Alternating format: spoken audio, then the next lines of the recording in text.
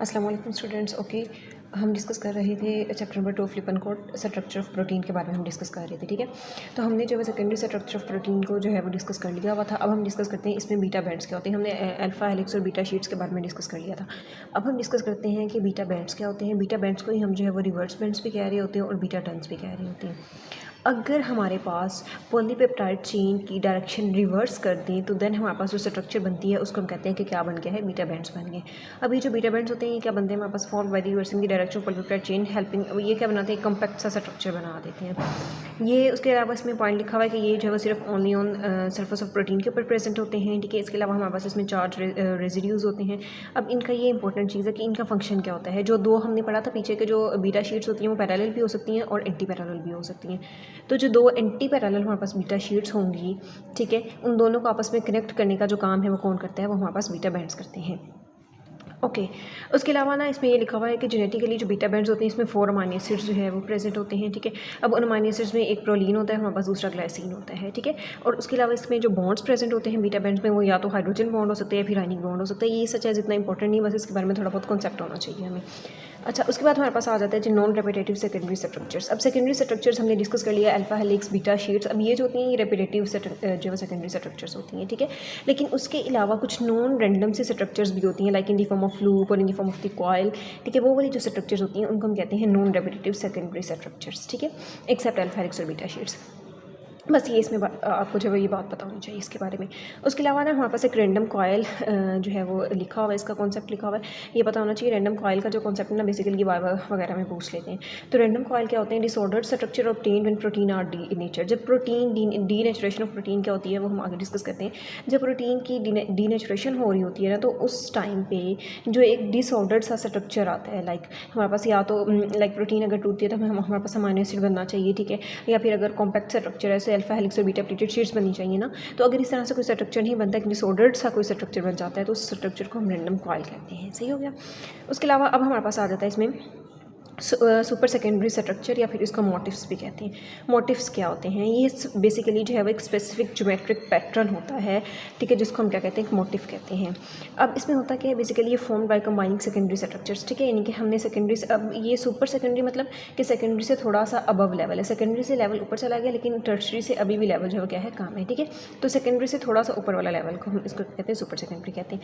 अब ये बनते कैसे, मतलब हम जो है वो एक या एक से ज़्यादा जो सेकेंडरी स्ट्रक्चर्स होती हैं उनको आपस में क्या करते हैं, कंबाइन करते हैं, हमारे पास सुपर सेकेंडरी स्ट्रक्चर्स बन जाती हैं। मोस्टली फॉर्म ये हमारे पास क्या बनाती हैं, कोर ऑफ प्रोटीन, मतलब एक प्रोटीन या प्रोटीन के अंदर ये जो है मोस्टली प्रेजेंट होती हैं। ठीक है, और ये हमारे पास बनती कैसे हैं, by the close packing of the side chain amino acids. हमारे पास जो होते हैं साइड चेन अमाइनो एसिड्स होते हैं ना, उनकी क्लोज पैकिंग, लाइक हमारे पास कहते हैं कि जो है वो कोई भी साइड चेन अमाइनो एसिड है, लाइक अब ये आर्ट के इसका आर्ट, तो इनकी क्लोज पैकिंग से हमारे पास क्या बन रहा होता है, सुपर सेकेंडरी स्ट्रक्चर्स बनती हैं। ठीक है, बाकी इसके एग्जांपल में ना, इसकी एग्जांपल बहुत इंपॉर्टेंट है सुपर सेकेंडरी स्ट्रक्चर्स की, जो हमारी बुक में दी हुई है, हम वहीं से एक दफ़ा जो है इसको देखते हैं इनको। ठीक है, लाइक इधर से अगर हम इसको देखते हैं तो ये वाइवा पॉइंट ऑफ व्यू के लिए बहुत ज़्यादा इंपॉर्टेंट है। ठीक है, इसके एग्जांपल्स कौन से आ जाते हैं इसमें, अल्फा इसको स्ट्रक्चर, फिर हेलिक्स लूप हेलिक्स स्ट्रक्चर कहते हैं। ठीक है, अब ये जो हेलिक्स लूप हेलिक्स है इसमें अगर हम देखते हैं तो इसमें दो अल्फा हेलिकल स्ट्रक्चर्स आपस में मिली हुई हैं। सही है, मतलब कंबाइन हुई हुई हैं। तो ये जो है ये जो हेलिक्स लूप हेलिक्स है इसको हम एज अ ट्रांसक्रिप्शन फैक्टर जो है यूज़ करते हैं। उसके अलावा हमारे पास इसमें आ जाता है जी बीटा अल्फा बीटा स्ट्रक्चर हो सकती है, बीटा बेंडर्स हो सकते हैं। ठीक है, जिसमें हमारे पास जो है वो एंटी पैरेलल बीटा शीट्स होंगी और वो आपस में क्या होंगी, फोर्सेस के थ्रू आपस में जो है वो कंबाइंड होंगी। उसके अलावा हमारे पास in the form of barrel हो सकते हैं जिसको हम बीटा बैरल कहते हैं।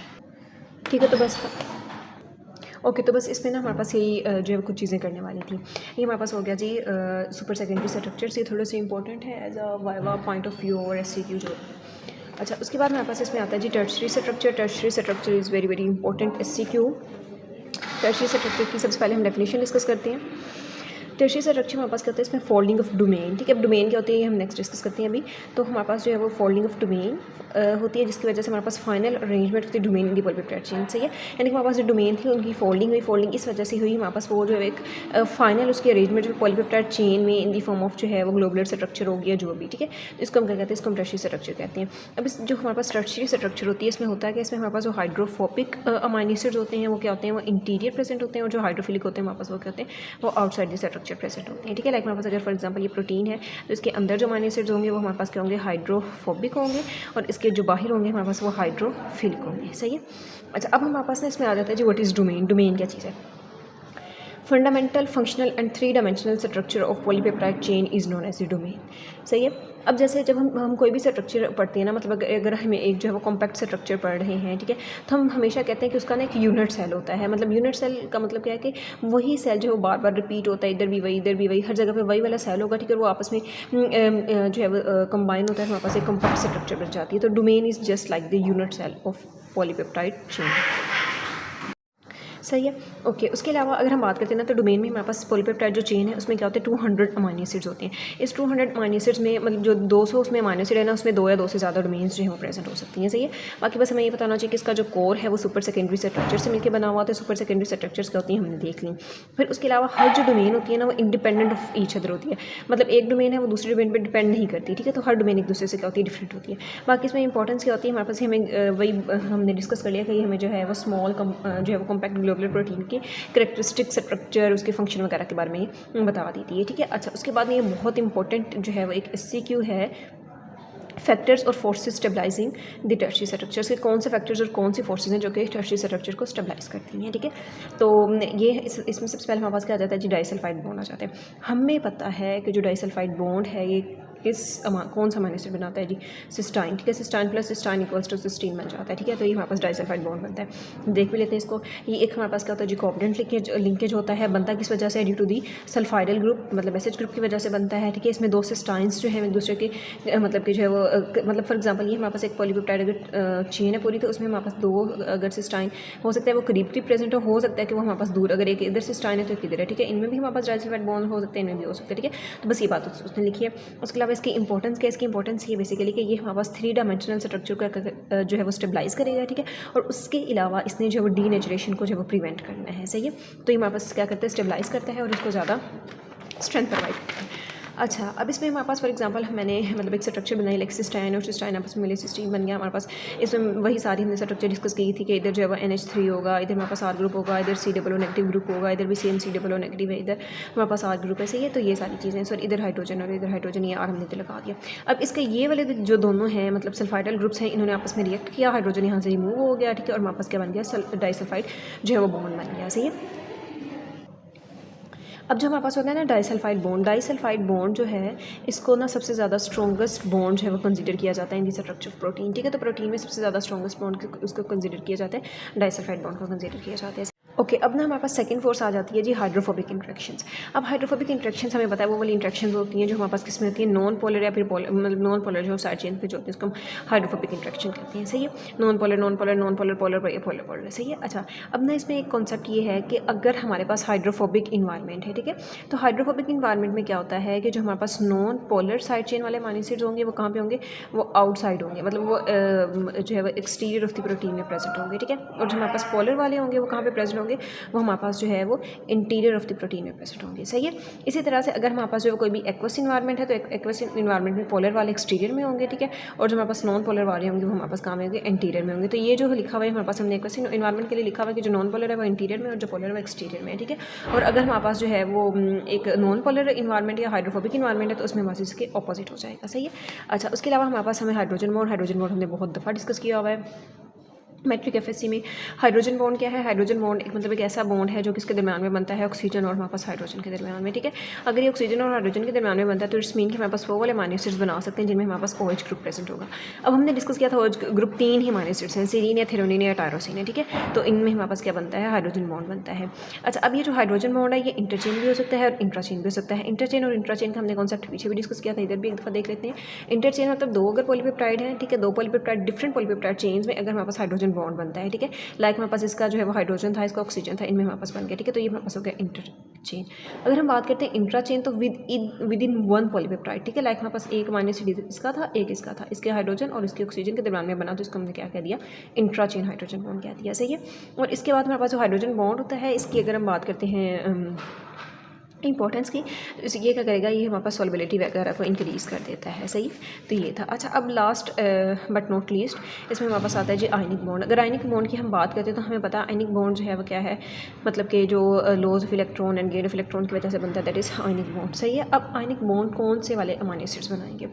वो वाले अमाइनो एसिड्स जिनमें नेगेटिवली चार्ज्ड कार्बोक्सिलिक ग्रुप होगा और पॉजिटिवली चार्ज हमारे पास अमाइनो ग्रुप प्रेजेंट होगा, वो वाले बनाएंगे। ठीक है। लाइक हमारे पास इसमें जो है उसने एग्जांपल दी है कि कौन बनाता है। लाइक हमारे पास कहते हैं कि लाइसिन है। ठीक है। अब लाइसिन जो है वो या तो एस्पार्टेट के साथ बनाएगा या लाइसिन हमारे पास ग्लूटामेट के साथ बनाएगा। ठीक है। तो ये हमारे पास क्या है जी, आयनिक बॉन्ड जो है वो हमारे पास प्रेजेंट होता है किसमें, टर्शियरी स्ट्रक्चर में। तो ये थे हमारे पास फैक्टर्स जो कि टर्शियरी स्ट्रक्चर को स्टेबलाइज करते हैं, that are very very important. Okay, उसके बाद हमारे पास आ जाता है जी प्रोटीन फोल्डिंग। इसके ना सिर्फ थोड़ा बहुत कॉन्सेप्ट होना चाहिए इन चीज़ों का। प्रोटीन फोल्डिंग क्या होती है? बेसिकली इसकी डेफिनेशन इंपॉर्टेंट है। Physical process by which a polypeptide chain fold into a characteristic and functional three dimension from a random structure. ठीक है। लाइक हमारे पास एक रैंडम स्ट्रक्चर पड़ी थी। लाइक हमारे पास कहते हैं यहाँ पे अल्फा हेलिक्स पड़ा हुआ है, यहाँ पे अल्फा हेलिक्स पड़ा हुआ है, बीटा शीट्स पड़ी हैं, बीटा शीट्स जो भी। तो अभी एक स्पेसिफिक नॉन रैंडम सी स्ट्रक्चर है इनकी। ठीक है। तो ये एक स्पेसिफिक अगर पैटर्न में अरेंज हो जाती है, लाइक हमारे पास फॉर एग्जांपल एक सिंपल सा हम ये पैटर्न हमने बना लिया। ठीक है। तो इस पैटर्न में अगर ये जो है वो अरेंज हो गई हैं सारी स्ट्रक्चर्स। ठीक है। तो हमारे पास क्या हो गया जी, ये इसका एक प्रोटीन फोल्ड हो गई है। ठीक है। तो इसको हम कहते हैं जी प्रोटीन फोल्डिंग। बस इसका काम क्या है, इसने स्टेबलाइज करना है स्ट्रक्चर को। ठीक है। अच्छा, अब जब प्रोटीन फोल्डिंग होती है ना हमारे पास, इसमें क्या होता है, ये लो एनर्जी प्रोटीन होती है। ठीक है। तो इस वजह से ये जल्दी ना ब्रेक डाउन नहीं होती। अब हमारी एनर्जी में जो प्रोटीन वगैरह यूज़ हो रही होती है, जो भी इंजाइम्स कुछ भी यूज़ हो रहा है, तो वो क्या होना चाहिए, हाई एनर्जी होना चाहिए। लाइक हाई एनर्जी होगा तो फ़ौरन से वो टूट के हमारी बॉडी को क्या दे देगा, एनर्जी दे देगा। तो जो लो एनर्जी होते हैं हमारे पास, वो जल्दी ब्रेक डाउन नहीं होती। अब इसमें ना हमारे पास एक इंट्रिंसिकली डिसऑर्डर्ड प्रोटीन आती है। इंट्रिंसिकली डिसऑर्डर्ड प्रोटीन्स कौन सी वाली प्रोटीन्स होती हैं? वो वाली प्रोटीन्स जिनमें जो है वो lack of tertiary structure result in the formation of intrinsically disordered protein. ये सच एज लाइन किया कि लाइक हमारे पास अगर कोई भी हमारे पास प्रोटीन है उसमें टर्शियरी स्ट्रक्चर प्रेजेंट नहीं है। प्रेजेंट टर्शियरी स्ट्रक्चर प्रेजेंट होने का मतलब क्या है कि उसकी फोल्डिंग प्रॉपर नहीं हुई। ठीक है। या फिर जो है वो प्रॉपर जो है वो हमारे पास वो इन the form of tertiary structure नहीं है, उसको फैक्टर स्टेबलाइज नहीं कर रही है, जो भी है। तो उसकी वजह से हमारे पास जो स्ट्रक्चर बनती है उसको हम क्या कहते हैं, इंट्रिंसिकली डिसऑर्डर्ड प्रोटीन कहते हैं। अब आते हैं हमारे पास प्रोटीन की डीनेचुरेशन क्या होती है। अच्छा, प्रोटीन की डीनेचुरेशन क्या है? Unfolding and disorganisation of protein. Protein हमारे पास या तो वो उसकी हमने फोल्डिंग पढ़ी ना, तो ये फोल्डिंग से उसकी क्या होगी, अनफोल्डिंग होगी है। ठीक है। या फिर पहले वो ऑर्गेनाइज्ड पैटर्न में थी, अब उसकी क्या होगी, डिसऑर्गेनाइजेशन होगी। तो इसको हम क्या कहते हैं जी, डीनेचुरेशन ऑफ प्रोटीन कहते हैं। अब ये कौन कौन से स्ट्रक्चर्स हो सकते हैं, या तो सेकेंडरी स्ट्रक्चर की या फिर टर्शियरी स्ट्रक्चर की हो सकती है। मतलब कि जो हमारे पास मतलब इसमें ना हाइड्रोल, अच्छा अब इसमें कॉन्सेप्ट क्या है? कॉन्सेप्ट ये है, लाइक हमारे पास कहते हैं हमारे पास सेकेंडरी और टर्शियरी स्ट्रक्चर्स थी। ठीक है। इनकी क्या हो गई, इनकी जो है अनफोल्डिंग एंड डिसऑर्गेनाइजेशन हो गई। लेकिन इनकी अनफोल्डिंग और डिसऑर्गेनाइजेशन हुई है, लेकिन इसका ना पेप्टाइड बॉन्ड नहीं, उसकी हाइड्रोलिसिस नहीं हुई, वो ब्रेक डाउन नहीं हुआ। तो फिर इसकी जो है वो मतलब अनफोल्डिंग कैसे हो गई? अनफोल्डिंग क्यों हुई? क्योंकि इसमें हमारे पास हाइड्रोजन बॉन्ड बनना था, आयनिक बॉन्ड बन रहा था, जो भी है वो या तो वीक हो गए। ठीक है। या फिर जो है वो क्या हो गए, ब्रेक डाउन हो गए। तो जिसकी वजह से हमारे पास क्या हो गया जी, इसकी अनफोल्डिंग हो गई, या वो जो है वो मतलब कि अपनी ओरिजिनल स्ट्रक्चर में नहीं रहा। ठीक है। तो इसको हम क्या कहते हैं जी, डीनेचुरेशन कहते हैं। अब कौन से फैक्टर्स हैं जो डीनेचुरेशन करवा सकते हैं? इसमें हमारे पास हीट आ जाती है, ऑर्गेनिक सॉल्वेंट आ जाता है, कोई एसिड, स्ट्रॉन्ग बेस हो जाता है, हो सकती है। ठीक है। और ये ना हमारे पास जो डीनेचुरेशन होती है ना, ये इरिवर्सिबल होती है। एक दफ़ा हो जाए फिर ये दोबारा ठीक नहीं हो सकती। और आइडियल हमारे पास केसेस होते हैं जिसमें ये क्या होती है, रिवर्सिबल होती है, और हमारे पास नॉर्मली आइडियल केसेस प्रेजेंट नहीं होते। उसके बाद लास्ट हमारे पास उसने टर्शियरी स्ट्रक्चर में जो है वो रोल ऑफ चैपेरोन्स लिखा हुआ है। चैपेरोन्स क्या होते हैं बेसिकली ये? अच्छा, अब हमारे पास जो एक प्रोटीन की स्ट्रक्चर है ना, मतलब कि उसकी करेक्ट फोल्डिंग वगैरह की भी सारी इंफॉर्मेशन प्राइमरी स्ट्रक्चर में प्रेजेंट होती है। हमने पीछे भी डिस्कस किया था कि वो हमें जो है वो क्या बता दी, सारी अरेंजमेंट, नंबर ऑफ -3 सब कुछ। ठीक है। अच्छा, अब हमारे पास जो फोल्डिंग है ना, ये फैसिलिटेट, अब ये जो हमारे पास हमने पीछे पढ़ा के फोल्डिंग हो रही प्रोटीन की, फोल्डिंग को फैसिलिटेट करने के लिए हमें एक स्पेसिफिक मॉलिक्यूल चाहिए, स्पेसिफिक हमें फैसिलिटेटर चाहिए। उस फैसिलिटेटर को हम क्या कहते हैं, चैपेरोन्स कहते हैं। अब जो चैपेरोन्स होते हैं ना, इसके फंक्शन बहुत इंपॉर्टेंट हैं। क्या क्या काम करते हैं एज MCQ और SCQ। ठीक है। प्रिवेंट, इसने डिग्रेडेशन नहीं होने देनी, वाइवा के लिए भी बहुत इंपॉर्टेंट है ये। ठीक है। डिग्रेडेशन नहीं होने देता प्रोटीन की, उसकी एग्रीगेशन नहीं होने देता, उसकी डिनेचुरेशन नहीं होने देता, ट्रांसलेशन जब हो रही होती है तो उसको असिस्ट कर रहा होता है। उसके अलावा जो है वो प्रायर फॉर्मेशन ऑफ प्रोटीन, मतलब मुझे प्रोटीन फॉर एग्जांपल मतलब कि जो है वो मुझे प्रोटीन चाहिए थी फोर्थ जो है ना वो क्या उसको कहते हैं, आर में। ठीक है। मतलब मैं कोई भी काम करी थी उसके चौथे घंटे में मुझे प्रोटीन चाहिए था, लेकिन जो है वो सेकंड अगर आर में प्रोटीन बनना स्टार्ट हो जाए, ठीक है, तो वो इसको क्या करता है, इनहिबिट करता है। ठीक है। उसके अलावा हमारे पास इसने क्या करना है, प्रोटीन की फोल्डिंग को असिस्ट करना है। तो ये हमारे पास था जी रोल ऑफ चैपेरोन्स, जो कि बहुत ज़्यादा इंपॉर्टेंट थे। ठीक है। अब लास्ट में हमारे पास सिर्फ एक ही स्ट्रक्चर रहती है, दैट इज़ क्वार्टरनरी स्ट्रक्चर। इसको इधर से मैं एक दफ़ा डिस्कस कर लेते हैं। मतलब जो भी हमारे पास primary secondary and tertiary structure थी, अगर वो अपनी फाइनल हमारे पास जो है वो स्ट्रक्चर में अरेंज हो जाए तो उसको हम क्या कहते हैं, quaternary structure. They arrange subunits into a specific जो है वो structure is known as the quaternary structure. ठीक है, बस ये इसमें पता होना चाहिए। ठीक है, और उसके अलावा जो है वो हमें क्या पता होना चाहिए, इसमें इसकी एग्जाम्पल वगैरह पता होनी चाहिए और पता होना चाहिए इसमें हमारे पास क्या, इसमें हाइड्रोजन बॉन्ड होता है, आयनिक बॉन्ड होता है और हाइड्रोफोबिक इंट्रैक्शंस वगैरह प्रेजेंट होती हैं। इसमें नॉन कोवलेंट इंट्रैक्शंस होती हैं, सही है। उसके अलावा हमारे पास इसमें जो है वो हीमोग्लोबिन, हमें पता है हीमोग्लोबिन की जो होती है वो हमारे पास क्या होती है, क्वार्टरनरी स्ट्रक्चर होती है। और हीमोग्लोबिन का फंक्शन आगे हम सारा ग्लोबुलर प्रोटीन में जाकर डिस्कस करेंगे कि इसका मतलब इधर सिर्फ उसने ये लिखा हुआ कि ये हमारे पास जो एफिशिएंसी है ना, एफिनिटी जो होती है ऑक्सीजन को बाइंड करने की, वो इंक्रीज़ कर जाती है 300 टाइम्स तक, सही है। बस ये बताना चाहिए। अच्छा, उसके बाद में लास्ट में बस आइसोफॉर्म का बताया हुआ। आइसोफॉर्म्स क्या होते हैं, आइसोफॉर्म्स हमारे पास क्या ऐसी प्रोटीन्स होती हैं जिनका फंक्शन तो सेम होता है लेकिन उनका जो प्राइमरी स्ट्रक्चर्स वगैरह क्या होती हैं, डिफरेंट होती हैं, सही है। तो बस ये हमें पता होना चाहिए। बाकी देखें आइसोफॉर्म डिफरेंट डिफरेंट जीन से आती हैं, ठीक है। और अच्छा, अगर हमारे पास आइसोफॉर्म्स होती हैं और आइसोएंजाइम्स होती हैं, अगर तो हमारे पास प्रोटीन का फंक्शन सेम है, ठीक है। इफ़ द प्रोटीन फंक्शन, अगर प्रोटीन हमारे पास कहता है कि फंक्शन करती है एज अ एंजाइम, मतलब वो एंजाइम जिनका फंक्शन जो सेम होता है लेकिन स्ट्रक्चर डिफरेंट होती है, उसको हम आइसोएंजाइम्स कहते हैं, ठीक है। लेकिन वो प्रोटीन्स जिनका फंक्शन जो वो सेम होता है लेकिन स्ट्रक्चर डिफरेंट होती है, उसको हम क्या कहते हैं, आइसोफॉर्म्स कहते हैं। बस ये थोड़ा सा कॉन्सेप्ट पता होना चाहिए था इसमें। Okay, it's all about structure of protein. बस हमारे पास इसमें प्रोटीन की फोल्डिंग चाहिए, वो इंशाल्लाह ताला हम नेक्स्ट लेक्चर में कवर अप करेंगे। If you want to get added to the guideline group, check out the link in the description. मैंने डिस्क्रिप्शन में लिंक डाला हुआ है उनके व्हाट्सएप ग्रुप का भी, इंस्टा का भी, फेसबुक जो है वो पेज का भी, ठीक है। और उसके अलावा हाई यील्ड नोट्स वगैरह के लिए और प्रैक्टिस MCQs वगैरह के लिए आप उसको जो है वो कंसर्न कर सकते हैं। अगर इसके अलावा अगर आपको वीडियोज़ अच्छी लगती हैं तो लाइक करें, शेयर करें एंड सब्सक्राइब करें। जज़ाकिल्लाह खैर।